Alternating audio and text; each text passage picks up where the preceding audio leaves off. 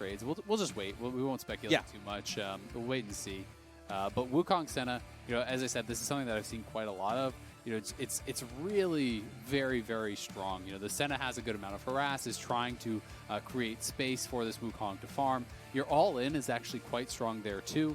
You know, if you can land a Senna root into the knock-up there from the Wukong, the all-in potential is pretty powerful. Obviously, the Senna able to give support and added damage with the ultimate for the Wukong, allowing him to dive more deeply with the ultimate shields there also. And this is, you know, more of that kind of team fight style of composition here from Cloud9, which I guess is less typical from them. You know, they have been more picking like roaming and skirmishing and winning lanes and all this sort of stuff. So I'm going to be really curious to see how this goes, because I do see ways that TSM can actually win this. I think that they have an advantageous lane top lane. I think they have an advantageous lane mid lane and bot lane. I actually give them 3 winning lanes here.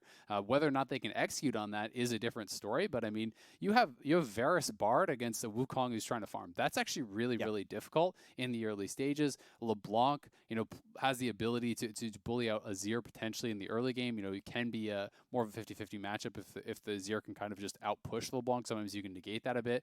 Mordekaiser definitely favored. So this is interesting. Yeah.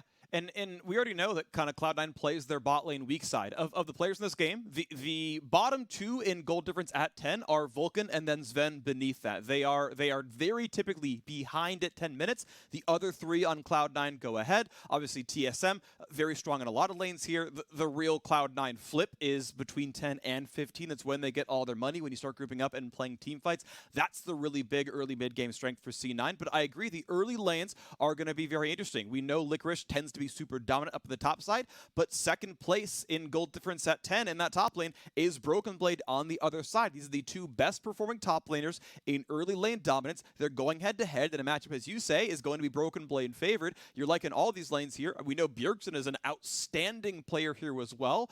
Spica is like, I think, the 2nd jungler in gold difference of players who've played more than like 4 games. There's a lot of good stuff here on the TSM side. I expect their early game to look really explosive. I think the team fight's going to be really interesting because Azir has to do so much of the heavy lifting in the overall team fight status. Wukong not the same persistent damage that you're going to get out of a Varus, for example. So very intrigued to see where these team comps move around as time goes on, as we group up, as we get into team fights. And so with the players loaded up and ready to hit the rift, it's finally time to jump in to Cloud9 versus TSM.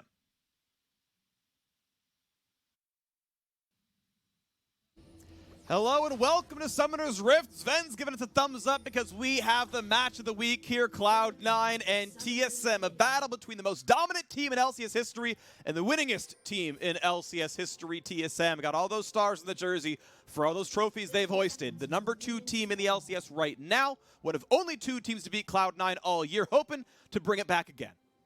It's going to be a really exciting game. You know, such different styles of compositions coming out for this team. You can see triple TP actually on both sides, so you know, a lot of ability to move around the map to match aggression. You know, if there are any ganks coming in, you have to be very wary of those types of plays.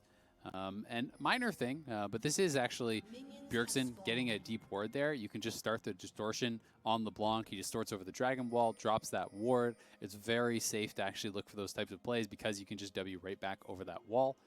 It is worth noting I did look up some of the Wukong bot stats. So it is actually 5-2 in pro play across the major regions. So has been fairly successful. Obviously fairly small sample size, you know, of just those 7 games, but is already doing quite well. Yeah, and of course we got to see Mad Lions bring it out twice as well, drafting Senna Wukong into Varus lanes. So other teams have gone for this exact sort of setup where you're doing it into the matchups. Varus tends to be very frail early game, has a lot of range, but that doesn't tend to matter when you can close the gap on Wukong E. So hoping to abuse maybe low durability. I gotta say, Grasp on Senna, really, really nice as well. Of course, your Q applies on hits. You can like whack a minion once, wait 3 seconds, then Q through, and you poke them, plus get Grasp off, so your poke is very good. There it is, for example. And yeah, it can look really, really solid.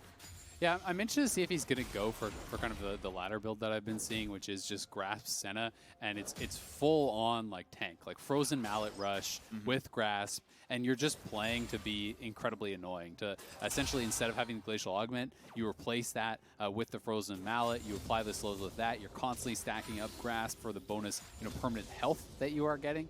And yeah, to talk about the Varus versus the Wukong, you know, Varus Bard, your job is to poke them down enough that they can't look for an all-in. Because the all-in is very threatening, you know, especially post-6. As you said, Varus is fairly frail, doesn't have, you know, a tremendous amount of mobility. So the all-in with Senna and Wukong can look very, very good. But if the Wukong is poked out too heavily before he gets the opportunity, well, guess what? You can't all-in at 20-30% health. And that's kind of what these two lanes are going to be looking to do. It's, you know, very atypical bot lane. You can expect the Wukong Senna to be behind. They should be losing as far as farm. You know, that is very much so expected, but can look for kills later. All right, Volibear near the mid lane. Nisqy hugging a little bit too far to the left-hand side. Sett? I don't know if they saw Sett. They didn't, I don't think. Looks like they might not have, but now they're picking up to go towards the scuttle. So suddenly, Spica with the vision advantage comes in, puts the storm down, Blaber walks away, and easy smite comes through, well played by Spica, grabs that one, takes a camp out there, equalizes the total farm across the two junglers. Bjergsen wants to get a trade, one more auto, there's the electrocute. Nisqy wants it back in, gets it for himself, and that is what that looks like. Spica and Bjergsen not able to really reply to that. Yeah, very, very well done there by Nisqy trading back. If he is playing the electrocute, is going to be about these short little trades. Interested to see what kind of a build he will go here. We've been seeing more diverging builds, you know, from the Azir. Some people are going Lost Chapter and then just sitting on that pretty much forever, you know, going into Nashor's Tooth. Some people are then even just skipping the Lost Chapter altogether, saying, I don't need that mana. I can actually just go Doran's Ring and a Dark Seal and then go straight towards my Nashors and Death Cap and Leandries and these types of more team fight powerful items. So will be interesting to see where they go. Spica has been spotted. Very smart ward. If he has smite, he gets the big Krug. No problem there. Auto is going to be a... can't quite get the second one off for the Q. So no extra soul picked up, but Vulcan's going to go ahead and knock down the next. This medium Krug will allow the camp to respawn. If he wants to take the small ones for 18 gold, he can.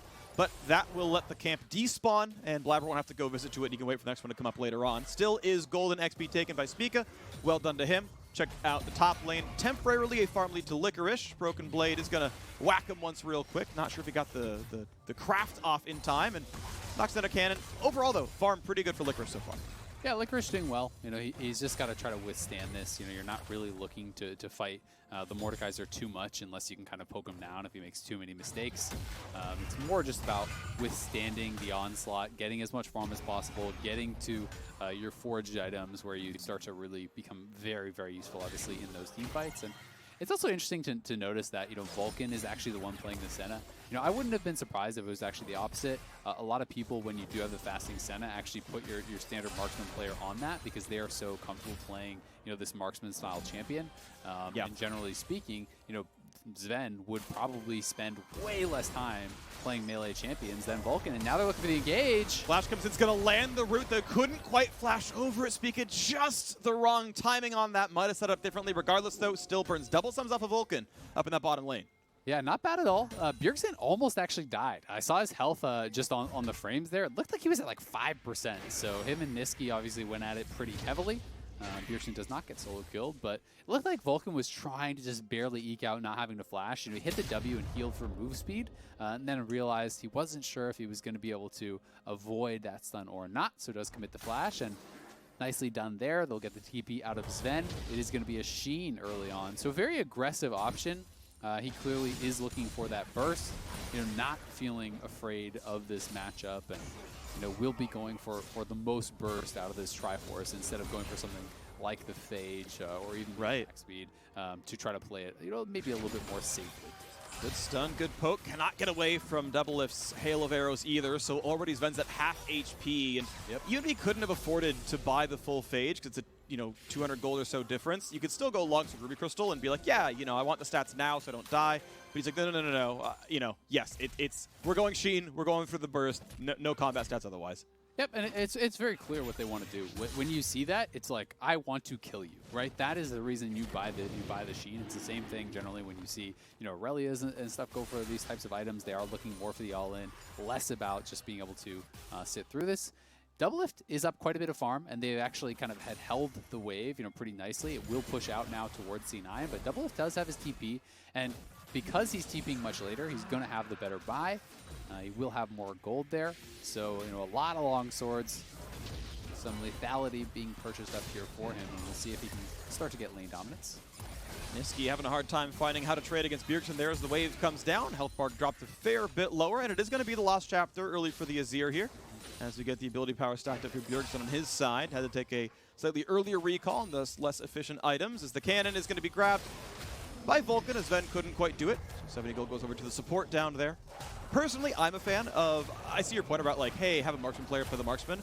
I'm a fan though of playstyle differences where, you know, I'm the one who catches side lanes, I'm the one who's the carry, I'm the one who does the poke. Like, I actually like when the supports are playing the Senna when you are going Spectral Sickle. I'm a fan of that personally, and now we get a fight in the top side. Easy Sun gonna land for Licorice, good bit of damage there, and can't quite get the second auto. Flashes for it, is not enough to kill Broken Blades. It slows, forces the flash, not gonna go for any more, but that does force the flash down, and now Nisqy can show up. How about the ulti? Doesn't even get to cast it. The kill out of the turret, the dabbing penguin. A kill on the board, and now Zven wants it on double, but isn't level 6. Means the health bar gets so very low, he almost goes down.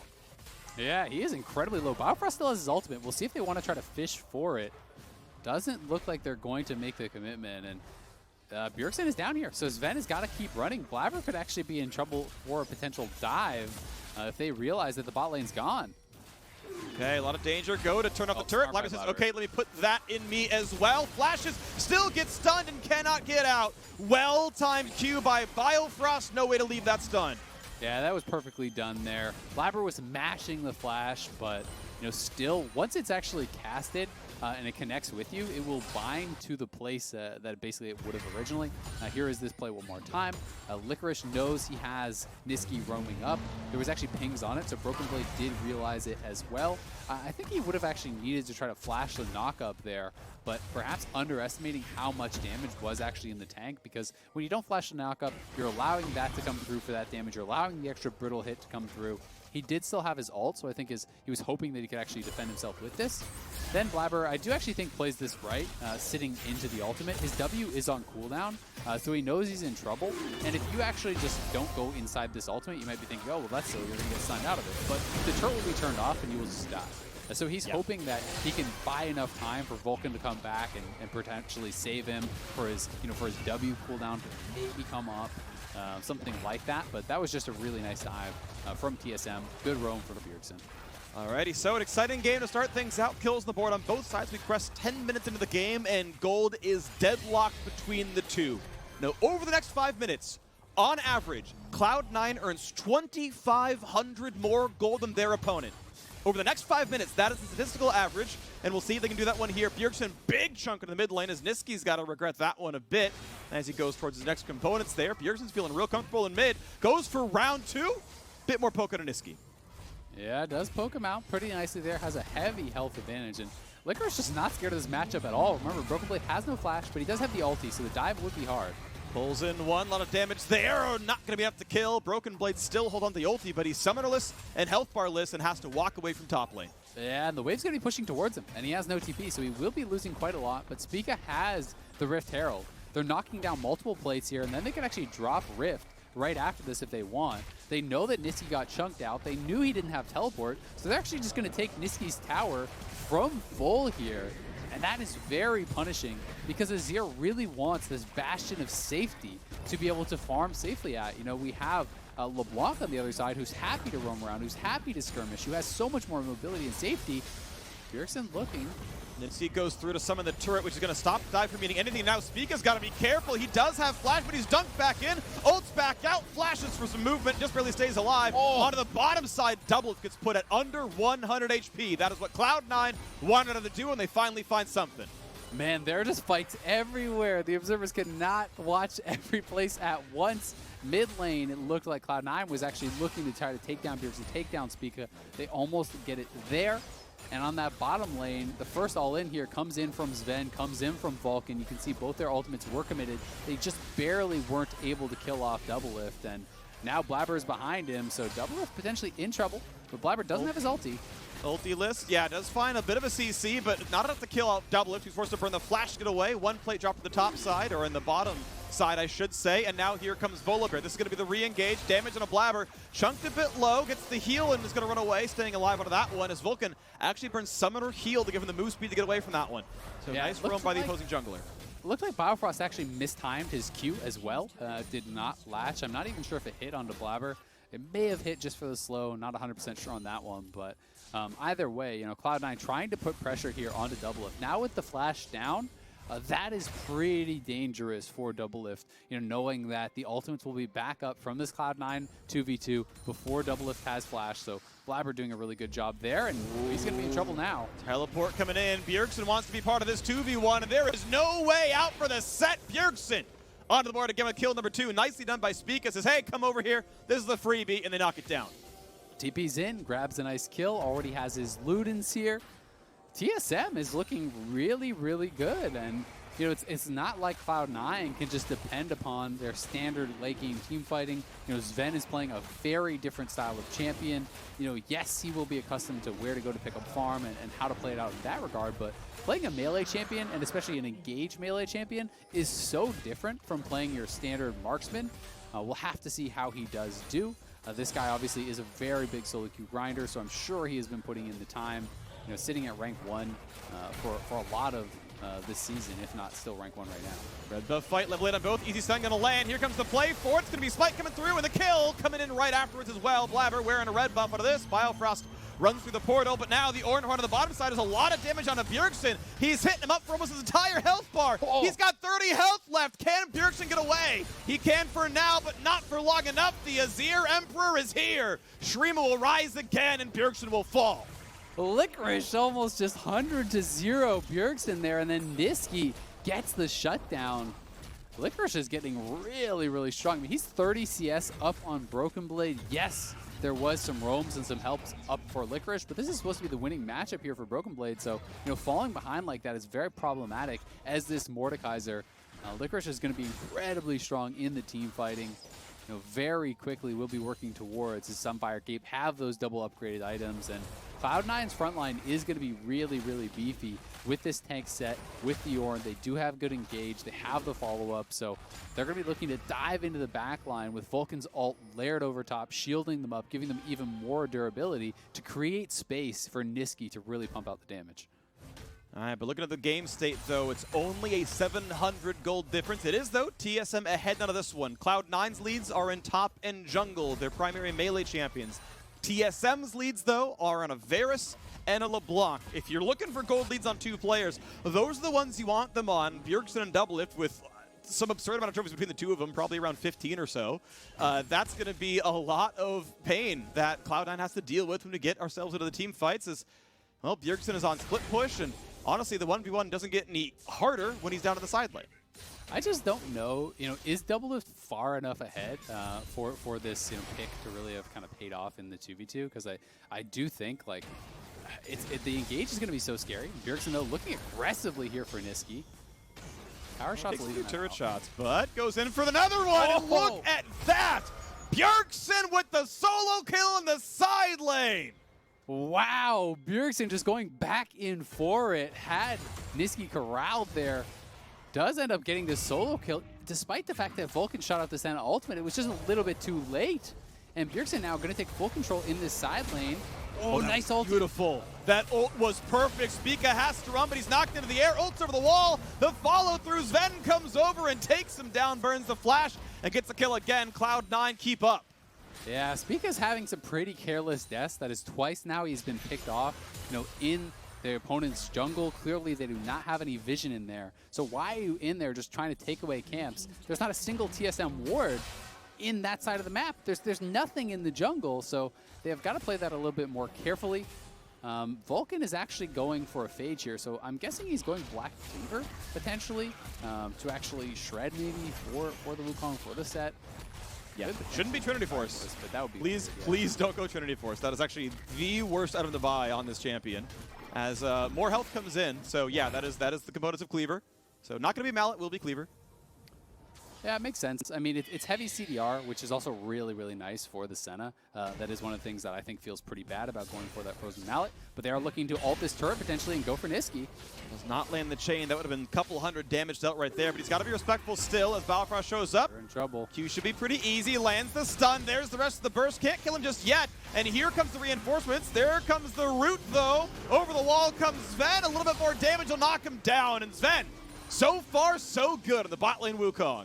Nicely done. Grabs another kill for himself there. TSM perhaps overestimating how much damage they could actually get down onto the Azir, who ended up being fairly tanky, just sitting on that null magic mantle, but making a pretty big difference against Biofrost and Bjergsen here. And this is not a LeBlanc with Ignite. That's something you've got to remember. You know, if you have Ignite there, you probably have the damage to actually knock him down.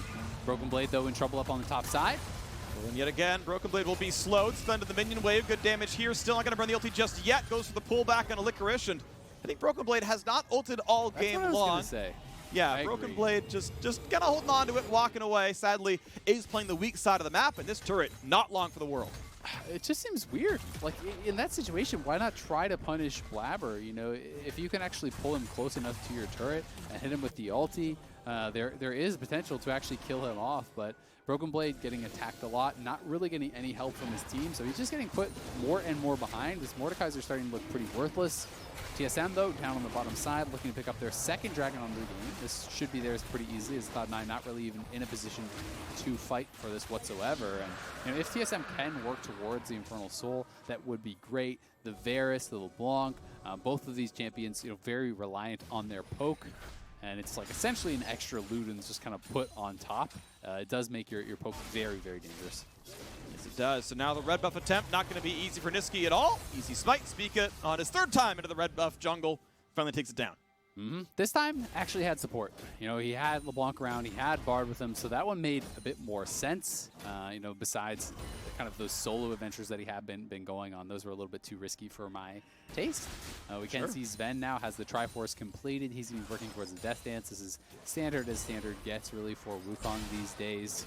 Licorice almost to those upgraded items, and he has both his items completed. You know, has farmed very well on this Ornn. You know, they took down the tower, so he has extra gold there too. And now ticks over to 13, gets that double upgrade. So Ornn is pretty much fully online. Nashers is done for the Azir. So a lot of things looking good over on that Cloud9 side. For TSM, I think they really are kind of waiting for this death cap to be completed. They're going to be feeling a lot happier about where they're sitting in this game, because Bjergsen has been the main person making things happen for the squad. Yeah, absolutely been a huge force. I mean, he has literally all of their kills, and there's at most 1 out of 3 KP on any other player on TSM. It is so much about Bjergsen doing it by himself, and it's working. The gold lead, it was there a moment ago. It's tied back up for now, but at least TSM is up a Drake. But as bot lane turret falls, Cloud9 have reasserted a small gold lead, 20 minutes, which is then immediately answered by, of course, it's Bjergsen. But now more CC for Blaber. Cannot lock him up long enough, though. The magical journey was there, and out goes TSM. So one thing I do kind of want to talk about is, you know, there's obviously a pretty big difference in the soul lanes right now, right? Licorice is fairly ahead of Cloud9. Bjergsen is fairly ahead. Oh, we're going to see a TP, so we'll cut that off. Here comes the big play. Blaber's got to be careful. Gets the ulti down to buy some space, but he's still going to be chunked in, and he is in the Death Realm with Broken Blade. So it's a 1v1 for now. He starts to keep cutting away. Now the rest of the damage comes across as the team comes through, and they get the rest of the kill in. Nicely done. TSM again on the board. Yeah, they get that kill. I don't know if they want to go to Baron here. That would be pretty risky. Their sustained damage is quite low, so I think it will just be the push, trying to get more out of this. But, you know, basically C9 has invested a lot of their resources to put their tank ahead, whereas on the other side, it's Bjergsen getting a lot of the help. It's always, you know, Biofrost and Spica and people attacking Nisqy, trying to put him down. And I think that's more problematic, potentially, you know, than the Mordekaiser being behind. Licorice looking for the engage, though. Here's the play yet again. A lot of damage down. Broken Blade will fall off. Zven not going to be traded back just yet. He's in the back line. He's going to force double lift the flash. It's going to miss. He can't catch the Varus. The burst damage for Varus. 2, 3 more autos, but it's not going to be enough. And Zven again cleans up another kill. Bjergsen around the wing is going to find a root onto Licorice, who immunes the root himself. And now Spica and Biofrost are there to knock down the tank on the top side, but he's so durable, it's not going to work out just yet. Re-engage again. They find the knockup. Vulcan claims the kill. So far, so good. Passing grades for Zven in team fights. Yet to do anything wrong here, and it's Broken Blade who is dead. It's Bjergsen trying to run away. Blaber on the chase. Can't find too much more to do. But Cloud9 in team fights are excelling. They're going to get this because, you know, while TSM doesn't have good sustained damage, guess what? You have Azir. That's all the sustained damage you are ever going to need. You stack up the triple Sand Soldier. There's no jungler alive, so Bjergsen is going to have to try to look for some heroics. They can delay with the Bard ulti. Varus is TPing back in, but this should be Cloud9's. It's just going down too fast. If there's no miracle, it's going to go to Cloud9. 3 versus 5. This is the play. Is it going to be enough? Q comes over. Smite is true for Blaber, just like the damage it deals. Out goes Cloud9 after a great team fight 2,500 gold lead and a Baron buff on all 5. Yeah, they're barely able to stay alive with multiple members in this fight. And this was just a great engage. They know that Broken Blade has no ultimate, so they can go for this immediately straight onto the Mordekaiser. They catch him. Zven goes through right over onto DoubleLift, and it looked like he actually maybe tricked him a bit. It felt like TSM was actually hitting the clone somewhat there, and Zven just barely getting the E cooldown back, kites away from Bjergsen, bides his time until the spells are on cooldown, until Vulcan and Nisqy do arrive, and then he can actually re-engage. And he stayed around. Bjergsen is out of there, so there's not going to be enough damage from this tank Volibear and Bard to actually kill him off, so able to rejoin with the team, get another kill. Multiple QSS also purchased up here now for Cloud9. That feels like they're saying we are in a position where we could actually, go aggressively, where we want to take fights, where we want to be able to push the pace. And having the QSS to get out of something like a Varus ultimate when the Wukong is going forward is going to be really, really valuable. And there's one on Blaber and Zven. So with the Baron buff, with those multiple QSSs, they could look to really deal some damage to TSM. And I'll bet you coming into the year, Zven had like 3 total games on Wukong in his entire life. And this looks like he's been playing it for his entire career, man. He's been doing so well in every single team fight. Laning phase, yeah, it's rough. You're against double range. This is what it's going to look like. But in team fights, he's been perfect. The ult's been on point 3-0 and 3. It's great work down here in the bottom lane. Zven can do it all. And now Cloud9 have tied up the dragon count. It's going to be a long time till we hit Soul. And TSM still playing the game close. The difference not that big in this game. Under 3K is better than the vast majority of teams can do at 23 minutes against Cloud9. But it is C9 starting to build out that lead. Yeah, and I like their composition as far as team fighting a lot more too. So if you are actually getting pushed in by this Baron buff, it does get difficult. It's going to be on TSM to find picks, to utilize the Bard ulti, to utilize, poke from DoubleLift to soften someone up so maybe Bjergsen can fly in and finish them off. But if that does not happen, it does get pretty difficult because Ornn is becoming nearly invincible at this point. The upgraded items are coming through for multiple members on C9. A locket now completed, which I do really like for Licorice there, to help keep his teammates alive through any potential LeBlanc burst. You drop that down, and it does get very difficult for Bjergsen to have enough damage to kill off someone like Nisqy. All right, here comes the Ornn again to the top side. It's going to be CC on the 1. A lot of lockdown there onto the poor Bard. It's going to be enough to knock down the turret. Now Blaber over the wall wants in, finds a small stun into Spica, who's going to ult back away. Shield comes in for some damage. Out they go. Good poke, but DoubleLift is now out of mana. And Licorice, he's tanky, but he is alone. Finally, the reinforcements come in. It's going to be enough to force TSM backwards. The route on the Mordekaiser means no fight to be had. And again, Cloud9 are safe. Now 4,000 gold ahead. They have turned the corner, and their team fight prowess is just pushing TSM around. Yeah, Licorice, maybe alone, but he's a one-man team on the Ornn. So damn tanky. Cannot really get knocked down there. And giving a little check-in on the Senna. Vulcan has over 70 stacks. So before that last fight, he had 71 stacks, I do believe. That is very, very impressive. 3 range upgrades already coming through. He's going to have his next one fairly shortly after that. And it is giving you the additional damage too. So despite this fairly defensive build that he's actually going for, you can become pretty damn annoying. You're constantly shredding armor, you're applying the CC, and little bits of damage come in. And he's going Frozen Mallet next. Giant's Belt's part of that combined, so we'll see what actually comes through for him as Zven just keeps clearing down the waves. He's actually getting a lot of farm there. Second place on the team. He's catching a lot of these waves up so far, especially when you consider how bad that early lane had to be for him. Doing just fine in this regard. We'll now see what the resets look like as the neutral objectives are gone for 2 minutes each.